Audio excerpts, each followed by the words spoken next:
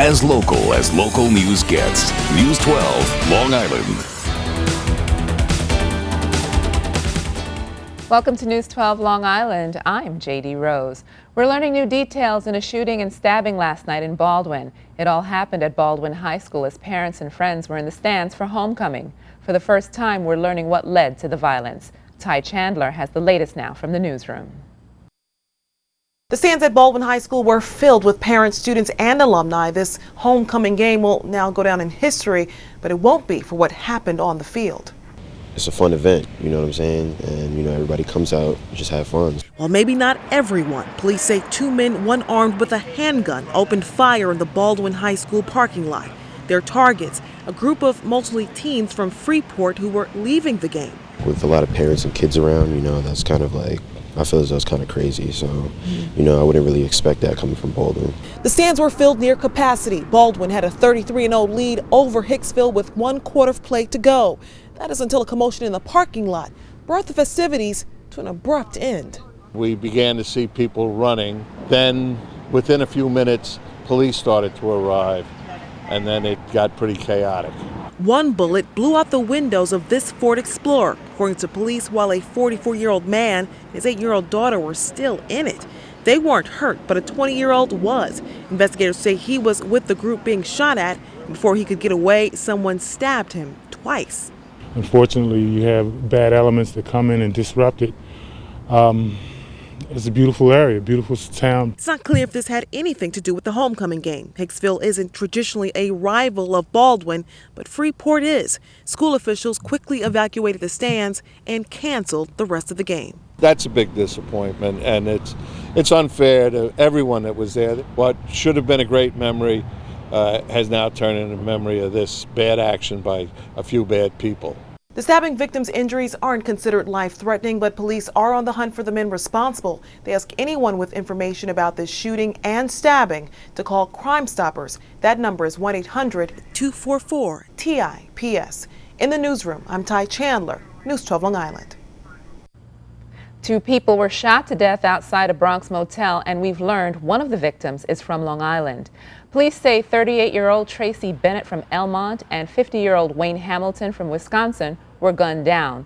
They were shot around 3 o'clock Saturday morning at the Holiday Motel in the Eastchester section of the Bronx. A hotel guest heard the first round of gunshots, ran to his window, and witnessed the second murder. She was saying something to the guy, arguing with him. Looked like she was begging him not to shoot him, but then he shot her twice. She went down. Both victims were pronounced dead at the scene. Police say it's not clear what prompted the shootings. The shooter is still at large. A body found in a park in suburban Denver has been identified as missing 10-year-old Jessica Ridgway. Jessica disappeared a week ago as she was walking to school. Her backpack was found 2 days later, about 7 miles from her home. Her dismembered body was discovered Wednesday night, just miles from where she disappeared. Investigators believe Jessica was kidnapped. Police are still at a dead end after the president's campaign office in Denver was shot up Friday night. Police say a single bullet shattered a huge glass window. People were inside the building at the time, but no one was hurt. Police say they have no description of the suspect and need the public's help. President Obama was in Washington at the time of the shooting. The countdown is on until President Obama and Mitt Romney take the stage at Hofstra University for their second debate. Tuesday's debate will take place on Hofstra's campus. Both candidates are officially in preparation mode. Romney spent time Saturday in a hotel in Ohio preparing. President Obama took off to Williamsburg, Virginia to prepare. He's going to raise taxes on the middle class. He's going to raise taxes on small business. I make this commitment. I will not raise taxes on the middle class of America or on small business. Auto sales are the highest they've been in more than 4 years. GM is back. Ford and Chrysler are growing again. Together, our auto industry has created nearly 250,000 new jobs right here in America.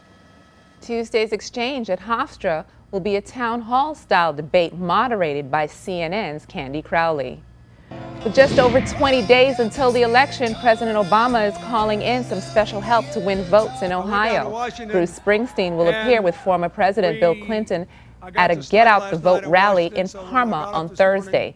The Obama campaign announced Saturday it has surpassed 4 million donors, a record for a presidential campaign. A sour economy, high unemployment, and burgeoning taxes. Are these factors likely to influence Long Islanders to vote for Obama or Romney? Drew Scott sampled some opinions. It looks like that this job market is going to get worse before it gets better. Chris Fidus is a former telecommunications manager. He's been searching for work since May. His severance ran out and his unemployment benefits will expire in a few weeks.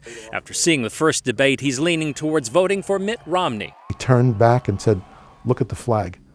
He quoted the Constitution. He mentioned the Bill of Rights, the pursuit of happiness. Obama didn't make any reference to that, nor did he even point it out. Critics say Obama's economic record has been dismal. Nearly 13 million Americans like Chris can't find work. Unemployment has been over 8% for 40 months, and 5 million have been jobless for 6 months or longer. But Obama supporters say the economy and jobs are showing signs of recovery. Last week, the jobless rate dipped below 8%. Two Blondes on the Stove. Dina speaking. How can I help you? And right now, I'm kind of on the fence as far as who to vote for. Dina Fenza just opened this restaurant in Huntington. She says she voted for Obama 4 years ago, but isn't sure which candidate is more likely to help small business by lowering taxes. I believe in a president that's going to do that for me, and I'm not really sure right now which candidate would be the right one to do that. And political experts agree with Dina. This year's presidential election is all about the economy. When we ask the question to name the major issues, it's all economy based. It's all jobs, it's economic development, it's all economics based. It's tough. I mean, if I had to pull the lever, it would definitely be one of those situations where I am in that voting booth and I am not sure what I'm going to do. Many economists say no matter what's said during the campaign, whoever wins the presidency has a bumpy road ahead in fixing the economy.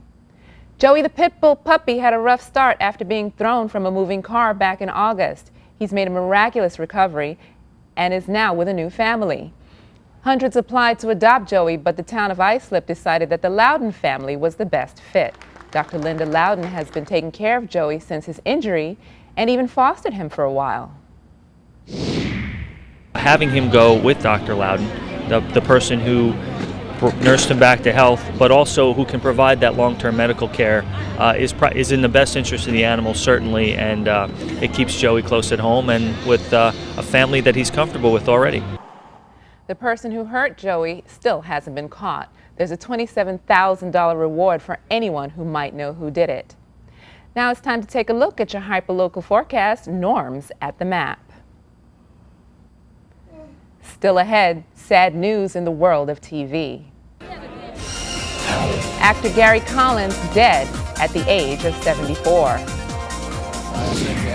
Plus, what Mayor Bloomberg is doing to get gay marriage on the ballot in other states. That and more next on News 12 Long Island, as local news gets.